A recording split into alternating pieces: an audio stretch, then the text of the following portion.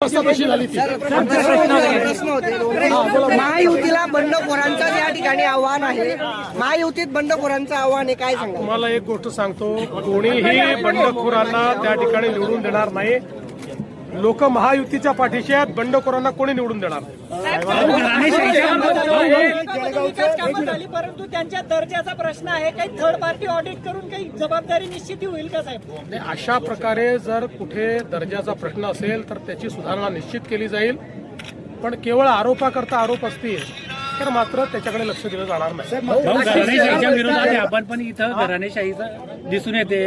अनेक उमेदवार जे आहेत ते नेत्यांच्याच घरातले स्वतः म्हटले होते सर। असं आहे की महाराष्ट्रात भारतीय जनता पक्षाने एक पॉलिसी ठेवली होती, त्या अंतर्गत आम्ही हा निर्णय केला आणि जवळजवळ सगळीकडे आम्ही अशा पद्धतीनं कुठलेही नवीन उमेदवार दिले नाही। एक दोन ठिकाणी अपवाद झाले, कारण त्या ठिकाणी फॉर्म भरून टाकले होते आणि मग दुसरा वेळेवर अल्टरनेट उमेदवार आम्हाला आणता आला नाही। असं केवळ 2च ठिकाणी घडलेलं आहे, बाकी ठिकाणी आम्ही हे केलेलं नाही। सिंगापूर होणार आहे, मात्र आपण जवळच्या शिरपूरची बरोबरी करू शकलो नाही। जळगाव शहरातील जी उपनगर आहेत त्यांची जी परिस्थिती आहे ती आजही जैसे थे आहे। मला एक सांगतो, मी सिंगापूर वगैरे कधी म्हणत नाही।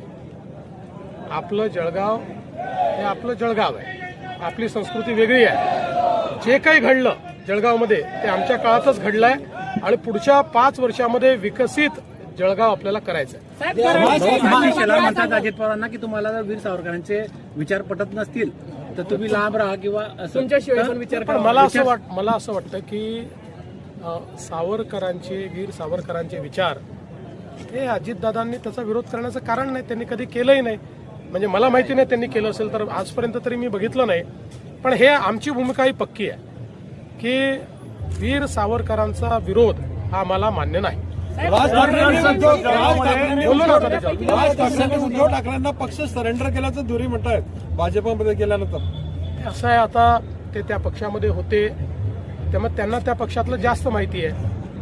ते शेवटी काही ना काही नाराजी असेल म्हणूनच आमच्याकडे आले की नाही, त्यामुळे ती जी त्यांची भावना आहे ती अनेक लोकांची भावना आहे।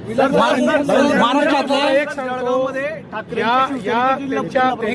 त्यांच्या युतीमध्ये सर्वात जास्त नुकसान हे राज ठाकरेंचं होणार आहे। भाऊ रवींद्र चव्हाण यांची सर जे बिनविरोध जे निवडून आलेले आहेत, असं आहे की रवींद्र चव्हाणांनी त्या विधानावर स्पष्टीकरणही दिलेलं आहे, दिलगिरी व्यक्त केलेली आहे।